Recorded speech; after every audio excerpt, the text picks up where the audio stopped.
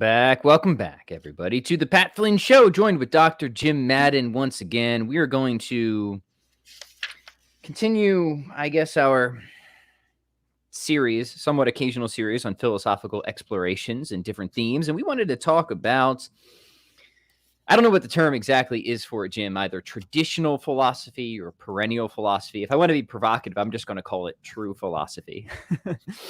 I think it's all right if we're a little provocative from time to time, and I think that we will. I think that we will probably revisit some of the themes today that link back to the original discussion we did on what is Platonism, and it will probably connect up well with the series we're doing right now in Plato's The Republic. But one would hope. Yeah, man. Yeah, one would hope. But before we dive into it, what's happening? What's shaking? What's new? Not much. I had some mad good training last night in the jiu-jitsu. Then got up this morning and made a terrible decision and stuck with the rather demanding kettlebell program I'm doing right now and did the planned workout. And I'll say this is I'm feeling pretty good. I'm feeling pretty good. Yeah, I hope to have some good training tonight. Yeah, nice. You're gonna roll around a little bit? Yeah, we'll be rolling tonight. Nice. I had a pretty good workout yesterday. Had an awesome workout on what day of the week is it? On Sunday. Yeah. So yeah, things are going good on the training front. Before we dive into it, man, and I got a book yesterday on Heidegger that was banned on Amazon, so I'm very excited about sitting down with that over fall break. So the world we're living in, brother. Exactly. Yeah. So I'm trying to read as many books banned by Amazon as I can right now. Yeah, man. I mean, to my mind, you probably can't go wrong. I know, like, knowing the books that have been banned, and how good those books are, like Anderson's book, for example. Right. Yeah, you probably can't go wrong. Right. So, dude, I had to bring it up. I know this is totally off topic, but you missed out by not watching the Fury Wilder fight. I know, dude. I have, gosh, I do want to shame you about that. No. This was a big one. When Aristotle says you can only know if one has a happy life from the perspective of the deathbed, right? From a complete life, because it's when you sit back, when your days are coming to an end, you can ask, did that go down? Did that happen by luck, or did that happen through my virtue, right? And you only know it where it comes out. And I think one of the data points on my deathbed, when I assess whether indeed, it was my virtue running this or not, was the dumb decision not to get that fight. and we watched the free UFC instead, right? On Saturday. And we saw like one of our favorites, Mackenzie Dern, get her butt kicked. So it was like it was a double defeat. Yeah.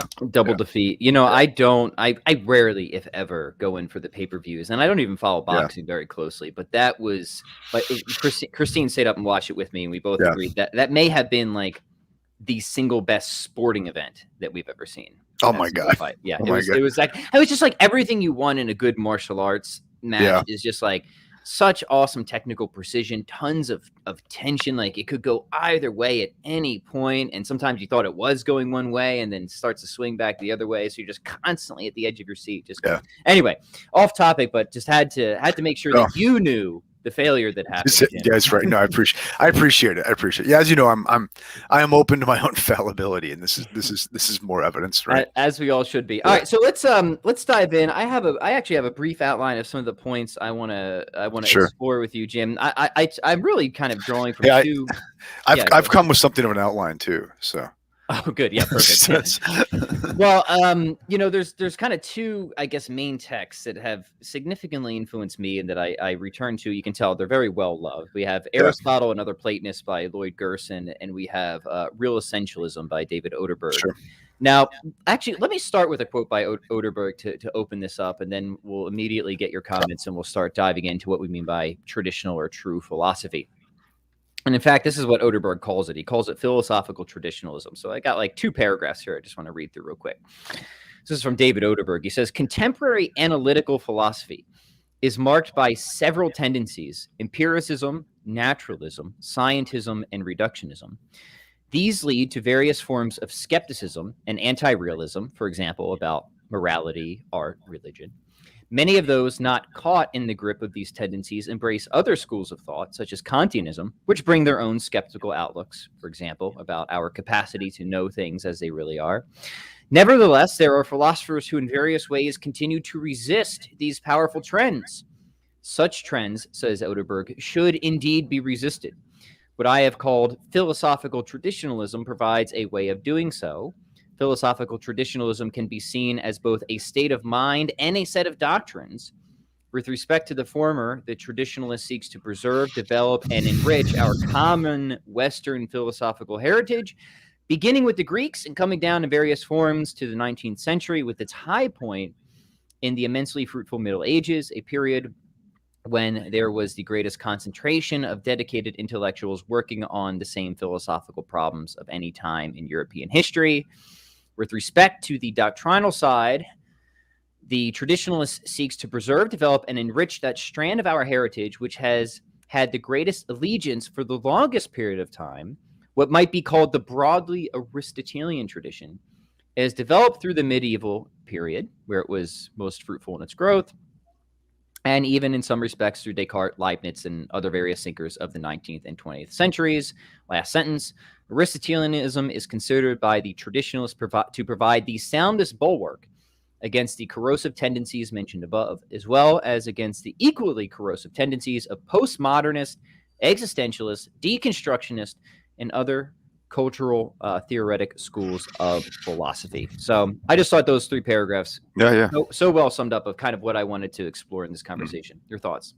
No, you know, I mean, I might, you know, wonder whether I want to go and say like the 12th century was the high modern mark, right? But I think overall, I couldn't agree more, right, with what he's saying there.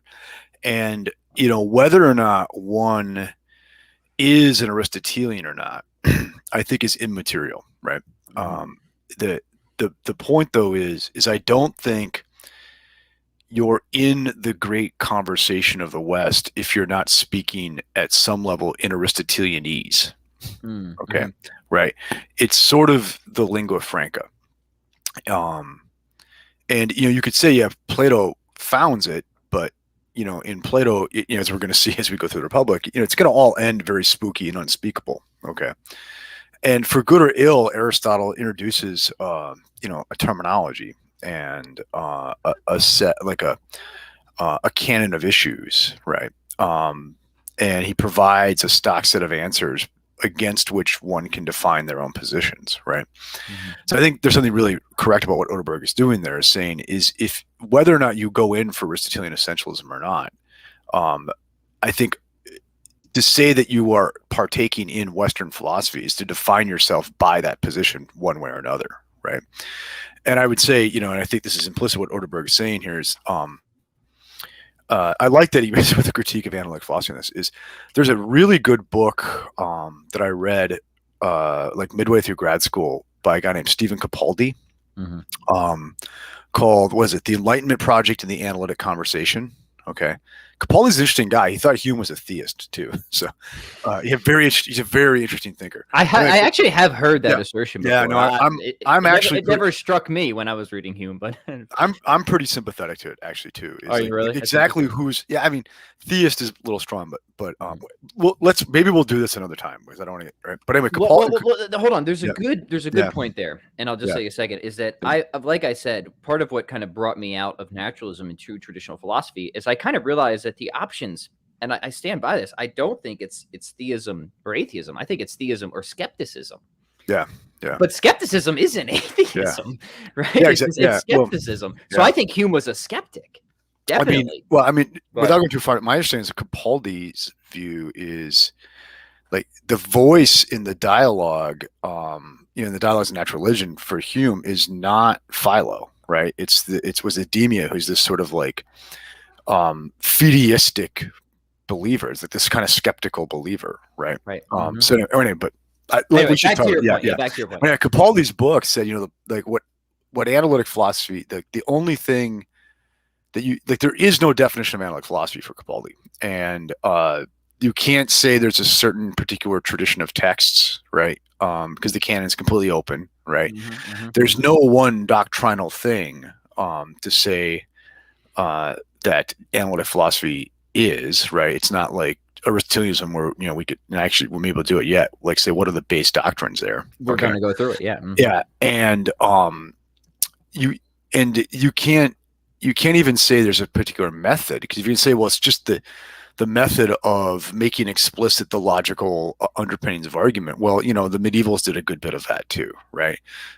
You can't, if you want to say it's the predicate calculus, good luck, because a lot of analytic philosophers are going to be happy to call the predicate calculus into question as capturing reality. So like Capaldi sees like analytic philosophy as this sort of, a Hegelian snake swallowing its own tail. It's the tradition that claims to have no tradition. And, Capaldi goes pretty far with Wittgenstein and people like that, and I do too, to say if you're not in conversation with the tradition, you're not saying anything. Okay. You cannot create discourse ex nihilo. Okay. Yeah. Right. And so I like it makes sense why Oderberg's doing this. And notice he didn't give a definition. He said it's marked by certain tendencies. Yeah, right? It's marked by certain tendencies. And that's what got me thinking about this book I read. It's probably been 15, 20 years since I read that book. And it's very much what Capaldi's doing there. It's funny, I read that book. I'm in the middle of writing a dissertation, or getting ready to propose a dissertation that's basically analytic philosophy. I'm like, oh, crap. But hey, I got to get it done. So just ignore that for 10 years. We'll come back to it. Yeah. Yeah. So I like the quote a lot. Yeah. Yeah. No. So just, curious for you, Jim, because I mean, your background is analytic philosophy. You did your PhD at Purdue, right? Yeah. Did you have a sort of like major paradigm shift moment throughout your career? I mean, obviously, I've had a few. Yeah. Yeah.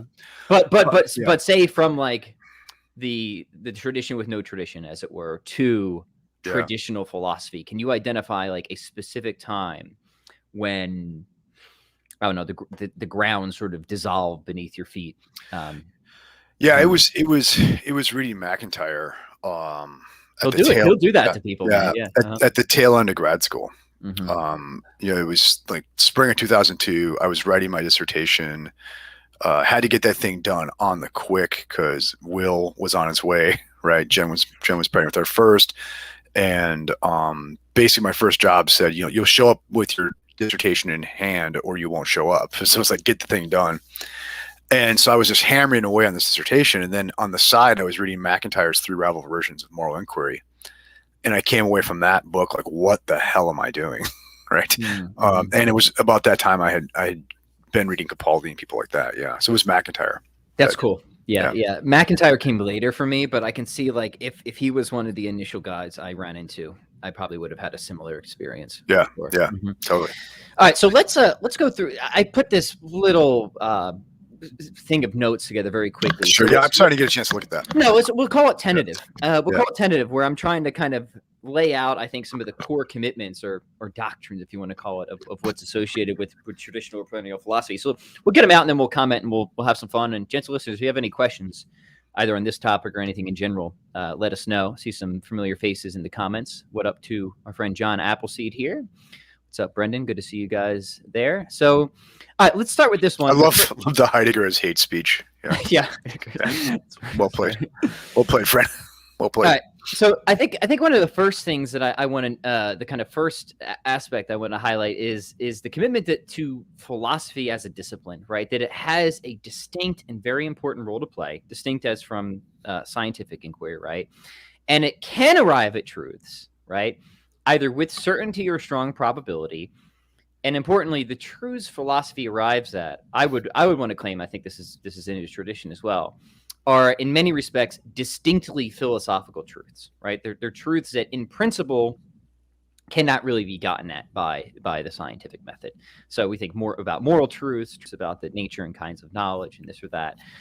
And do you want me just to storm through these, or do you want to take one by one, Jim? All right, so that's the first one, that philosophy has a distinct and important role to play, and it can get at truth. Doesn't mean it's easy, but we can get at truth, and it gets at distinctly philosophical truths. When it comes to metaphysics, I want to say that in the tradition, we have a broad commitment to realism. We maintain that there is a world independent of our minds. We can talk about theological idealism, maybe if we want, but for the most part, we're committed to a world independent of our minds. We discover rather than invent the world, and the world is suffused with essences and aims, right? The teleology, substances, that's all there, right? So there's and also I would say a broad commitment to something like the correspondence theory of truth is part of that package as well. And I say broad commitment because there's debate of how of whether Aquinas was really in that camp or not. Haldane wants to make some subtle distinctions there. So broad, keep the term broad in mind. With respect to knowledge, I want to say that perennial philosophy says that this often consists in the inner grasp of reality by means of forms. Knowledge is not only possible, though again not necessarily easy, but is in many respects transcendent. It's not bound by language or culture or stuff like that, right? So I think a way to understand a lot of this is sort of by like what it's not, right? So it's not relativistic in other ways, right? Logic, commitment to traditional syllogistic logic rather than Fregean predicate system is a primary tool for arriving at truth. It's an aid of human reason, an instrument of it, so that's important. And then just a smattering of other thoughts. It's non-reductionist, especially with the human person, right? It's going to take a broadly kind of like hylomorphic perspective. The moral knowledge is a real possibility. Same with transcendent moral principles, general principles of morality based broadly on natural law. Metaphysical truths constraining, I think this is important, right? Metaphysical truths constraining possible scientific theories, right? So I think that the posture that the philosophical traditionalist is going to take is they will reject certain scientific theories if it seems incompatible with broad metaphysical truths, right? And the ability to reason from facts about the world to the existence of a fundamental first principle, and most in the tradition are going to see that to be God. So Jim, I just dumped a whole bunch of stuff out there, man. Pick it up wherever you want. Mm-hmm. Yeah, I mean, I don't know that I would buy all those, right? That's fine. Let's get into it. Yeah. Just if you, because I think it would, I think some of that stuff would beg the question against people that are clearly a part of the conversation, right? Mm-hmm. Like for instance, have you excluded Occam as a philosopher now? Have I excluded him from being in the traditionalist philosophy? Because I would not want to say I've excluded him as a philosopher. Yeah. And let me be clear: has Pat Flynn excluded him, or has Lloyd Gerson and David Oderberg excluded him? Because I'm just pulling this from those guys, right? Mm-hmm. You know what I mean? Or this is not original. Pat Flynn didn't come up with this. You know what I mean? You know what I mean? Or like the claim that knowledge is always translatable, right, from one language to another, something like that, right?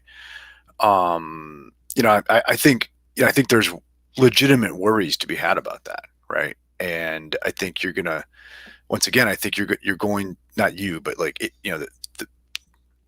the promulgator of the list, right? Right. Well, you're gonna like end up knocking Wittgenstein out of there, or even to some sense, like someone who's really an arch realist of a very odd kind, like Hegel, right? Right. So right there, I think that's a really good. I think that's a really good point to push back on, right? Because maybe we can draw a distinction out here, right? Is it going to be translatable? I want to say, due to natural limitations of certain systems of language, probably not, right? Right. But is truth bound by language or culture? There, I want to say no, right? Yeah, I guess what's bound mean then? Just a difference by it, right? Where it's just So no, I see your point about. I guess I'd have to know what bound means there, because I mean, if it means there's some non-linguistic access to it, I'll actually, like with people like Merleau-Ponty, I'll go pretty far away with that. But then we're not talking about something that can ever be made explicit, right? Mm-hmm. In like some kind of propositional form too. Then, do you see what I mean? Right. Mm-hmm. Right. Yeah, this could open up a whole bag of worms, right? Because I think we both would be committed to knowledge like being coming in many different ways, right? Mm-hmm.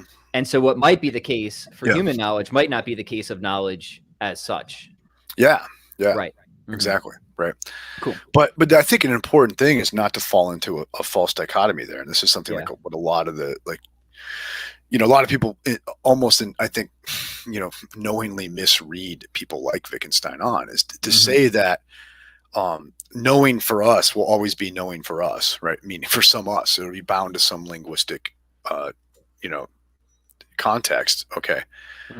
In no way does it mean there isn't a real world, right? It's just saying that our access points to it may be incommensurable, but it doesn't mean there isn't a real world that we're accessing, right? And coming at. Does that make sense? That's how I'm understanding this. Right. And I think a lot of times what happens though is a lot of the so-called adversaries of the perennial philosophy are read uncharitably to be made adversaries by advocates of the perennial philosophy. You see what I mean? Right. And I think there's some of this stuff, there's less disagreement than is made out. Right. Or the disagreements are less important than are made out. Yeah. Right. Good. Yeah. Continue. Sure.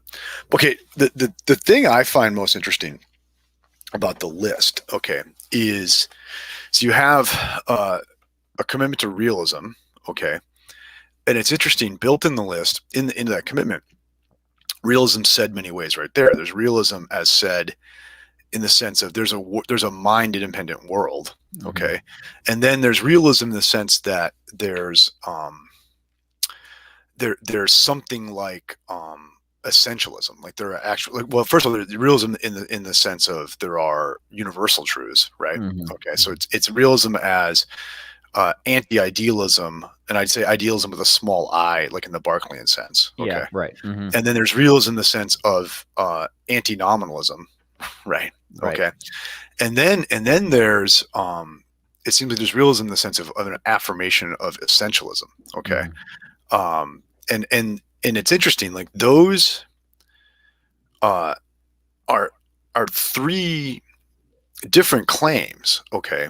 But and then as another line in it, we get, there's a claim, there is knowledge. Okay. That there is, is in a sense translatable knowledge. Okay. I think it's important to understand, for Aristotle at least, those are all a package. Like you cannot affirm one of those, right, without entailing all the other ones, right? Okay, and I think that's a very, very, very important point for understanding, at least what the Aristotelian tradition is. I think that's kind of the root, the absolute like cornerstone of the Aristotelian tradition, and maybe Plato too. Like it'd be interesting to tease that out. Yeah. And so I think for Aristotle, there can't be reference to discrete individuals, right, unless those individuals fall into kinds, right, and those kinds have to like be essential kinds, not merely accidental kinds, right? And if that's the case, then by Aristotle's definition of knowledge, they're all knowable too. Okay. Yes. Right. So for Aristotle, there isn't reference unless there's like an implicit background knowledge of the thing, in terms of its essential kind. I think that's very, very important. Okay. So like for Aristotle, if you lose essentialism, you've lost the realism about an extramental reality. Do you see me? Okay. Yeah. That's very important. I think people miss that. Yeah. And my suspicion is at least Oderberg's probably going to be in strong agreement with that, right? Oh yeah, of course. I'm sure Oderberg. Yeah. But that's a good point, right? This is sort of a package deal, right? It's a package deal. You either got them all or you got none of them, right? And what's interesting for Aristotle on this is this all follows from a commitment to the principle of non-contradiction. Okay. Yeah, it's interesting. So you can, and what does he say? That's the first principle of being. And so you really say, like, you could summarize the whole thing. It's like, it's a commitment that there is being, that there's a fact of the matter about being. Okay. Right. Yeah. Hold on. John Appleseed says this is going over my head. I need to do some reading. Well, let us help, because this is philosophy for the people, so we can slow it down and take time to explain some of these things. So, we're just using a lot of, I guess, in-house terms like essentialism. What do we mean by that, Jim? When we say essentialism, what is that commitment?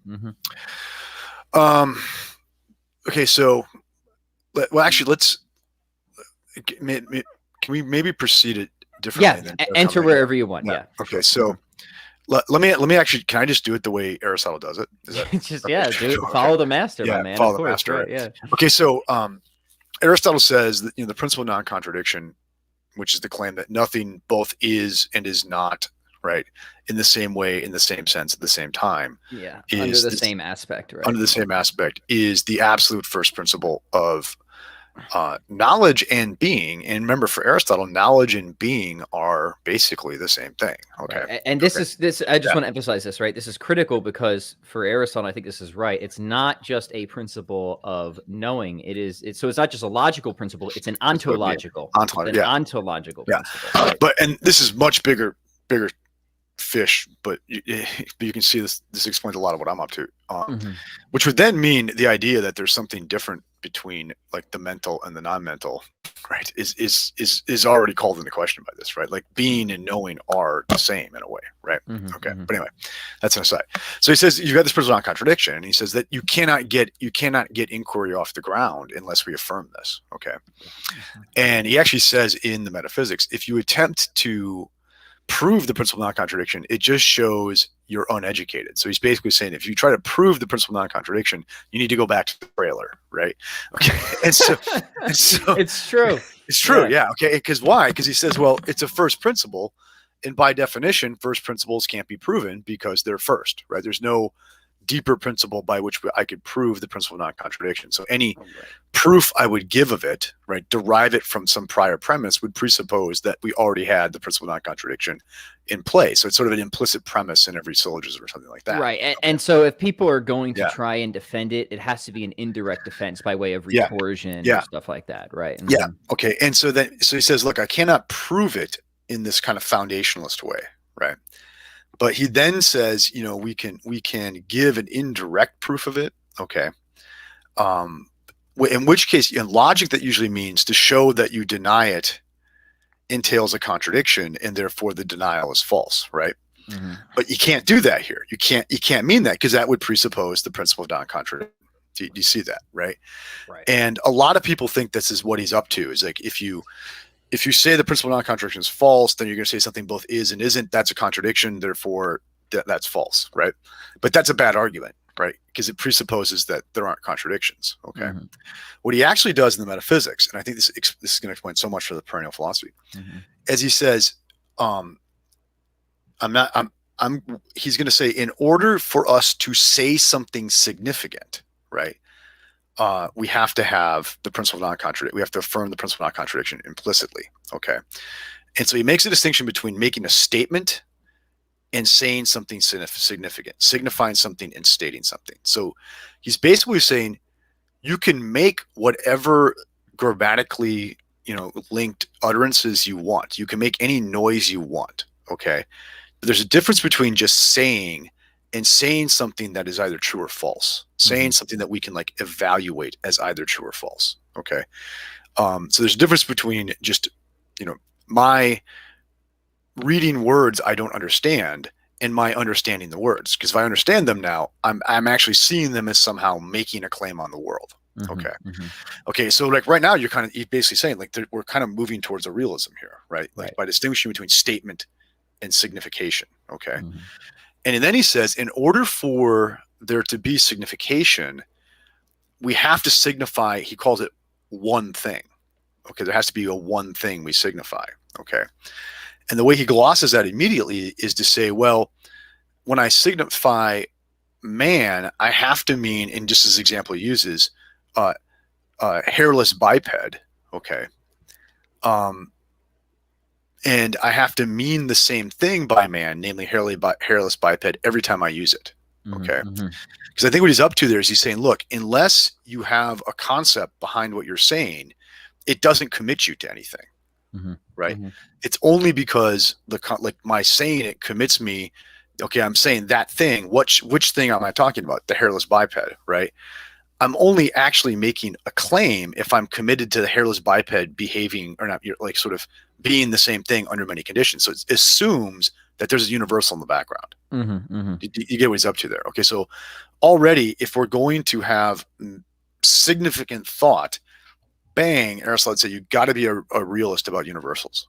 Do you see that? Okay. Otherwise, there's not one thing I'm saying. I'm saying many things. Because unless there's a universal, I can equivocate with every utterance, right? And therefore, I'm not really making any sense. The words don't have an abiding meaning, so therefore, I'm not signifying anything. Okay. So you see that. So like step one, if we're actually meaning something by our words, they have to commit us to a univocal utterance of some sort. Okay. And then he says, okay, well, is that universal accidental or is it essential? This is going back to the original question. All right. And what he means there is it something like the universal of, say, being an animal, or is it something more like being something sitting, right? Or being something running, or being something that's blue? So is it just merely a variable attribute of the thing, or is it something that marks it as what it is in its essence? Okay. Right. That if it wasn't there, then it just wouldn't be that thing anymore. Right. Yeah. Okay. All right. And so what Aristotle says is, no, it actually has to be essential, right? Because if it's not essential, right, once again, it's variable and it doesn't commit you to a univocal utterance, right? Okay. You see what I mean? So otherwise, yeah, it's sitting now, but I couldn't refer to it with my next statement because it might not be sitting. Okay. I have to refer based on some attribute that is like remains in place for that thing. Otherwise, nothing really fixes my reference. Okay. So you can see where he's going here to say, for me to even say that over there, right, even to have ostension, it presupposes universals and it presupposes essentialism, right? Okay. There has to be some essential nature of things in order for me to even get reference off the ground. Okay. And then he says, look, so if you deny the principle of non-contradiction, you're saying, like he says, is like, if you don't think the principle of non-contradiction is true, then you think all attributes are accidental, right?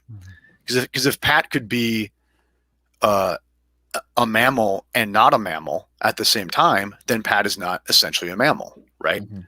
Okay, so then he would say, if you deny the principle of non-contradiction, there are no essential attributes, therefore there's no essences, therefore there's no one, therefore there's no reference, and we can't make any sense at all. Do you see that? But we can make sense. But we can make sense. Yeah.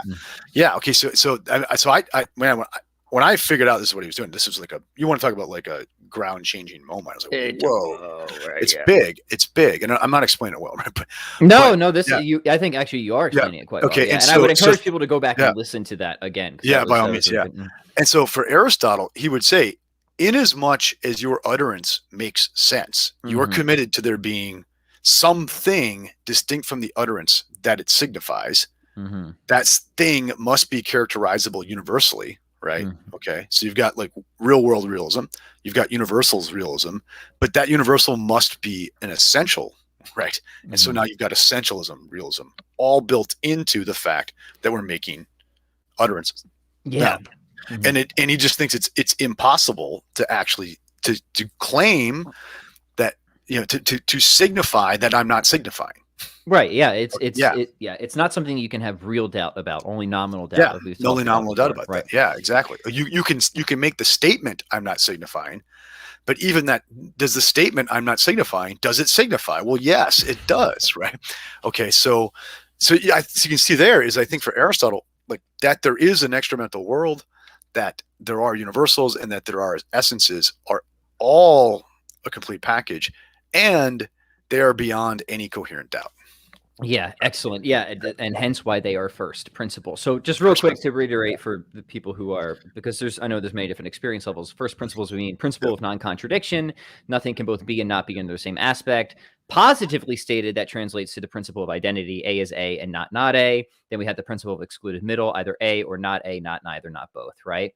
And when it comes to the principle of contradiction, the point that Jim just kind of threw out there very quickly, but I think is huge, right? Is that it is not just a logical principle, but an ontological one. To the extent that something exists, it is logical, right? Yep. That's really kind of the heart of this, right? Because to be is always to be in some way. And in a sense, to assert a contradiction is ultimately to say that something is not what it is. And it's just really a denial of being, I think, is one way to sort of think about it as well. And so that's really, if you wanted me to define the perennial tradition, okay, it would be that. It's that being makes sense, right? That the structure of thought, like so it's intelligible, right? Yeah, that's Lonergan. Parmenides, I think, founds this tradition when he says thought and being are the same thing. Okay, he actually, and now he doesn't mean by that, because we hear that now because we've like, you know, we're like, we're so Cartesian, whether we like it or not, we think of this as like Berkeley, right? Okay. but what that's not what Parmenides means there. He means that like the structure, like the logical structure of thought is the ontological structure of reality. And the ontological structure of reality is the logical structure of thought. Okay, so there isn't a question of the conformity of thought to thing, right? Mm-hmm. Okay, they are one and the same structure, right? Okay, and you can find, Hegel is affirming that, right? Okay, Kant is affirming that, right? The the medievals, the medieval realists are affirming that, and I think even some of even the nominalists in a different way are affirming that. Going back into the classical view, like they're all affirming that. They're just trying to figure it out. Okay, and like what do you have with Nietzsche? You have the first person to really say, "I'm not buying it." I don't think, Mm-hmm. I don't think the structure of thought is the structure of reality. The structure of reality is the structure of thought, right? And remember, like we've talked about this before, Nietzsche even says, if there's grammar, there's God, man, right? Mm-hmm. Meaning, if there's a grammar that gets the world, then you're a theist, right? Okay, whether you like it or not. And even like other like the phenomenologists in the 20th century, they're trying to deal, like they're trying to cope with whether or not, in fact, we've lost touch with the logical structure of reality, or was it right? Was Parmenides right in the first place? But they're still defining themselves by that question. Yeah, Yeah, I hate to be overly simplistic, but I yeah. mean it's kind of like like like the two options for me I said were either theism or skepticism. It's kind of like Aristotle or Nietzsche. You know what I No, mean? yeah, Like this who has do you been said before, right? This is right? McIntyre. Yeah, Yeah, yeah. that's right. I'm again Pat Flynn, not being totally original here. No, But and it's something I that I agree. personally lived through, right? Because remember, I came in through these Yeah, sort of crusty old atheists and existentialists, and it kept seeming to reduce to the absurd to me.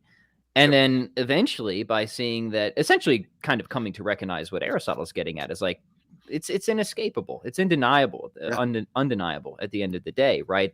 That truth, that the intellect is always poised towards truth. Being really is intelligible.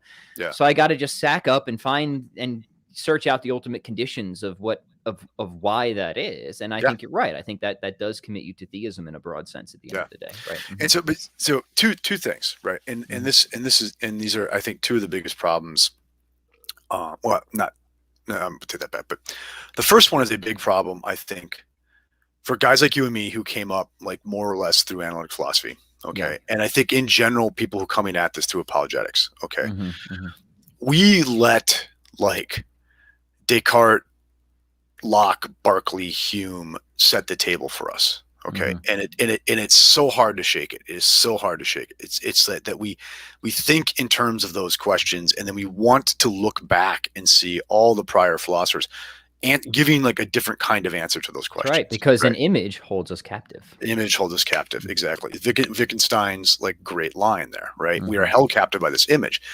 But one of the things that became, you want to talk about like big turning points, right? One of the things that became very, very clear to me in like the last 5-6 years is that image has to be gotten rid of. That is not the image that you're getting from Parmenides to Plato to Aristotle, right, into the medievals. All right, Mm-hmm. they thought in being are one for these people. Okay, that it like Descartes begins with the denial of that, Mm-hmm. right, the flat denial of that. No, okay, so I think if we're really going to get perennial philosophy, if we're really going to do it, like it's hermeneutically very difficult for us, right? Mm-hmm.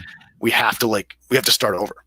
Like we got to start over and like reread and like phenomenologically bracket as best we can all these like this baggage that we inherit from our modernity, right? And but the thing is, to say we don't have that baggage is to say it's just disingenuous, right? Yeah. Okay, Mm-hmm. okay, And how long it does take. I mean, I'm still yeah. shedding. I'm still shedding so much of it. I am too. I am, Right. Yeah. and like the extent I've gone, like in terms of like pissing people off and stuff, right?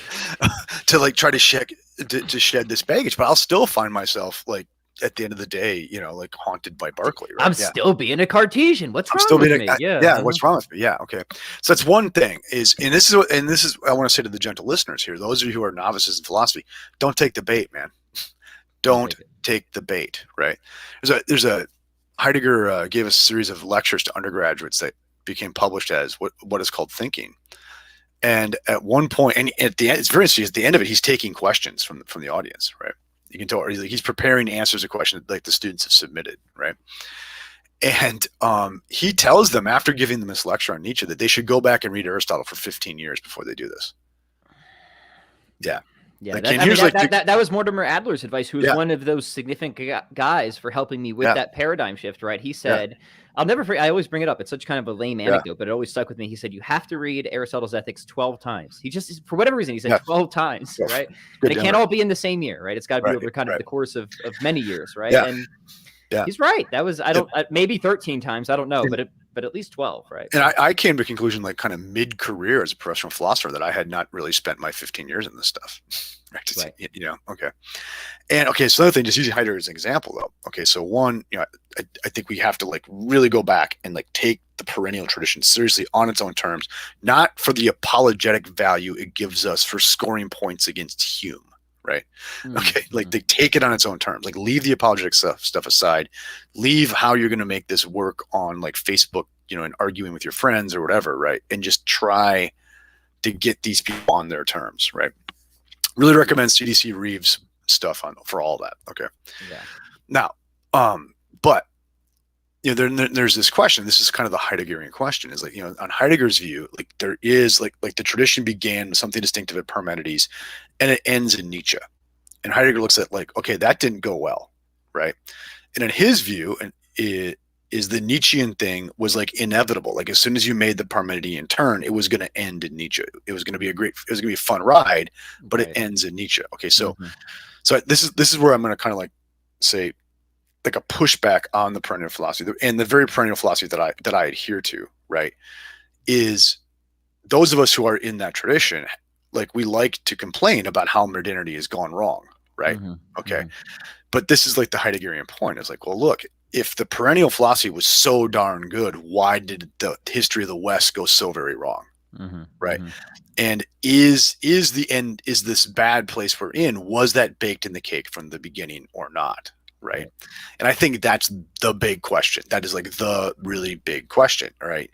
And you know, whatever we think about like Heidegger's answer to this, I think what needs to be answered. Like, could this have been avoided given the very beginnings of it? But you can't answer that question until you start at the beginning and follow it through. Yeah. Excellent. Well, I really like the way that you've taken this conversation, Jim. Were there any other aspects of no, and I don't mean to attack the framework or anything. No, this is brilliant. And again, always good to follow the master. Are there any other aspects that you wanted to highlight? And we can revisit these themes any other time. No, but no, I'm good, man. I'm good. No, and these, I mean, look, anytime you and I open our mouths, we're talking about these things, right? Yeah. Right. All right. Let's see if anybody's got any questions here. I hope, if there's anything we can clarify, guys, just let us know. JC Beats has a question. He wants to know, what are the best books on epistemology and philosophy of mind? All right, Jim, I'll let you go first. And then I assume JC means epistemology books, and then on the other side, philosophy of mind books, not books that are doing this, but not both. That's what I take it to be. Yeah. Right. Okay. I think, philosophy of mind, there is Mind, Matter, and Nature available at Amazon, my book. Okay. A very fine volume. And I do think it is a very good, it still stands as a very good introduction to philosophy of mind. So I would be remiss not to recommend my own text on that. And I do think Philip Goff, Goff's Galileo's Error is a very good introduction to contemporary philosophy of mind also, right? So and he like my book, he's got an opinion, he's ultimately developing a panpsychist position, which I think is a very interesting position. It's a very easy book too. So I think Mind, Matter, and Nature, my book, or Goff's, are my two favorite intro to philosophy of mind, right? Epistemology, that's an interesting question. I'll punt that to you, right? I mean, there's a lot I like on epistemology. It's in fact, I have one right here. I think this is a good, underrated, underappreciated book. It's called The Philosophy of Knowledge by Kenneth Gallagher. He was up at Fordham. Okay. And I recommend this. I had this. This is one of those books that was assigned to me in my master's program that I actually got a lot out of. So in fact, if I were to teach an epistemology course, I would probably just assign this book. Good, history, tracing the history of different epistemological thought. This is definitely perennial philosophy type epistemology there. If you want a modern book, I'll just do a modern series. I mean, I think Plantinga's series are very important. I think he is a significant contributor to epistemology. So, I mean, start with warrant and proper function. Yeah. In fact, I think you could just get warrant and proper function and get the kind of Yeah. synopsis of Plantinga's account. Or even more synoptic is he had that fairly recent short book called Knowledge and Christian Belief. Yeah, that's right. Yeah, very good introduction to Plantinga's approach to epistemology and philosophy of religion. Right. So if you want the kind of externalist theories, Plantinga's great, and you should. And you should, yeah, no, yeah. Jim and I are on the same page there. Yeah. If you want internalists, right? If you want a good counterpoint, get Timothy McGrew's book. Okay. I think he's probably given the best, most robust contemporary defense of just classic foundationalism. Sure. So if you just, it's always good to just be aware of the alternative schools. But yeah, so that's what I'd recommend there. And then Jim gave the philosophy of mind. So we're gonna sell some of Jim's books here. So go buy that one. That's right. That's right. Yeah. When's your newest one coming out, Jim? Do we have any news on this yet? I heard back from the editor, and he assures me he's going to publish it. So it's accepted. Awesome. But this gentleman edits series for a number of fairly big houses. So I don't know which publishing house it'll come out from, but I've been assured we're in. So and give us a sneak peek again. What is the primary thesis of that book? The primary thesis of the book is to question the basic Cartesian assumptions of philosophy of mind, right? And to link the philosophy of mind to broader questions about the meaning of life. Okay, so the title of the book is Thinking About Thinking, Mind and Meaning in the Era of Technological Nihilism. Okay. I begin the book by discussing, like, it's a curious thing that the two most prominent philosophers of the 20th century, Wittgenstein and Heidegger, despite their vast differences, both thought their primary works would not be understood very well because people had lost touch with what it meant to think at all. Okay. And so that's the impetus for the book. Yeah. Yeah, that's I'm pumped, man. I can't wait.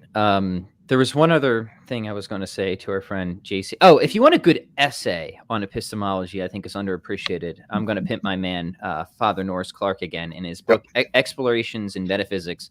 He's got an essay on relational realism, and I think it's brilliant. And he shows what the sort of starting point is, which is interpersonal dialogue as the launch pad for the greater metaphysical project. And I think that fits really well with some of the other, I guess, epistemological positions Jim and I would take. Nice. So it's a short essay. It won't take you long to read it, but it's very insightful. Mm-hmm. And also now that I've got some other stuff I'm clearing off my plate, like this book, I think what's going to happen is I'm going to just start writing an intro to philosophy of mind anew and release it to the website and Substack. Right? Oh, nice. Yeah, that'd be sweet. Yeah, and it'll basically be kind of like, but starting it with this sort of mind, knowledge, being, identity that you find in the Greeks, and like tracking that through. Yeah, that'd be great. That we could do a series on the podcast because you think of like the way we generally start, and I did it too, is like the way we start philosophy of mind books. Like, well, here's Descartes, right? We begin like we introduce the Cartesian position. So then we can say, well, that's really wrong, and then like take it back. But what did you do? You began by initiating people into the study with what you're trying to deconstruct, right? Yeah, right. Yeah. All right. Brendan says, what's the elevator speech to get someone to consider Aquinas's Platonic worldview? Let me ask a clarifying question here. Do you mean what's the elevator pitch to try and persuade somebody within the intertomistic debates that Aquinas is actually like Neoplatonic as much as he is Aristotelian? Or is it what's the elevator pitch to get people interested in like Thomism generally, if they're say stuck in some of these trends that Oderberg pointed out? Because those, to my mind, those are two very distinct questions, right? If it's the latter, let me say this. I mean, I think it just I mean, like, I believe there's a human nature. We have inherent tendencies, and if you just flag some of these, it's going to be attractive. Like, hey, do you think that there's such a thing as truth and that we can know it, right? Do you think that there are general moral principles that transcend culture and stuff like that, and that we can grasp these principles, right? Do you think that the human being is more than just a collection of fermions and bosons or whatever, right? And I think most people are going to say, Yeah, I kind of do. Maybe I'm not convinced of it. Then I'll say, well, look, there is a philosophical school that is greatly compatible with all of contemporary science. In fact, I think makes better sense of contemporary science and can say yes to things that we intuitively think we should be saying yes to, right? It helps to explain these aspects of experience and doesn't explain them away. And I say that kind of from a very personal note, right? It's like that was what was very attractive to me. I was caught in a position for a long time philosophically where there was always this tension, right? Of like things that just and on basic intuitions you think are so real and so undeniable. Morality is a good example, right? But my philosophical worldview couldn't really accommodate them except for trying to explain them away, right? I was never comfortable with that. So once it kind of came on the scene that there was another way of thinking about these things that could make sense of that data without having to explain it away, that was just inherently attractive to me. Didn't convince me immediately, but at least wanted me to give it a serious look, if you know what I mean. Jim, your thoughts? So, I know Brendan doesn't mean literally an elevator, okay, right? But just in general, I wouldn't talk about this in the elevator, right? I mean, it seems like you're looking like how do I use Thomism in the culture war, right? And I wouldn't do that. It's not made to do that. Like the perennial philosophy is not designed, quote unquote, to like score points in the contemporary American postmodern culture war, right? And I think the degree that we use it that way, we end up distorting it, right? And we end up missing it, right? How do I score points in the culture war is I introduce people to my children, right? I bring them, I treat them humanely, and I let them see my life and what a happy life I'm having. Do you know what I mean? And then maybe we can talk about Thomism like 5 years later, right? Do you know what I mean? I just this is something I'm pretty passionate about. Is I don't think we should see like Aristotle and Aquinas as, you know, implements in like our political struggles, because they're not.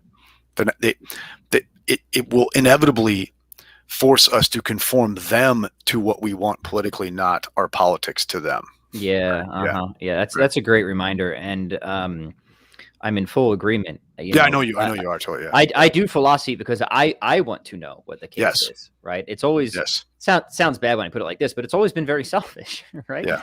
Like I don't like try and find a philosopher who will support my political positions and help me make better arguments for them. In fact, my political positions changed radically in my philosophical pursuits, right? I was once very liberal, then became like hardcore libertarian, and now as I feel like I've gotten a lot of things straight metaphysically and morally, I actually have far more questions in political philosophy now than I have answers. Yep, exactly. Right? Exactly.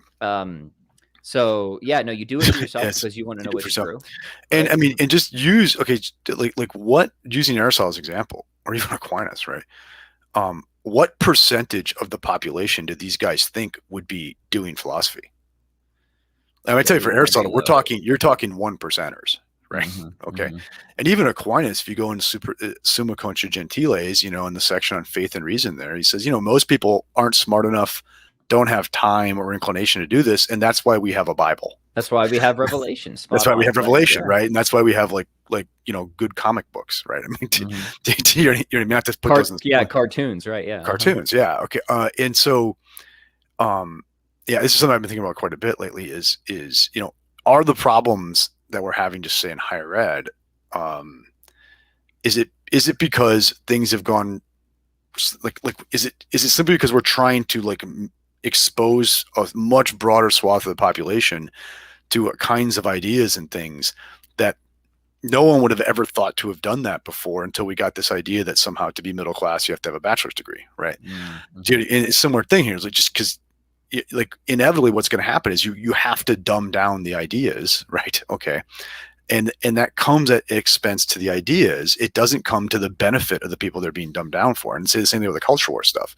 Is in as much we're trying to popularize this stuff so we can weaponize it in the culture war, it's not like you're going to bring the culture up by doing that. You're going to bring down the ideas that you're trying to preserve. Right. Yeah. I think that's a great note to end on.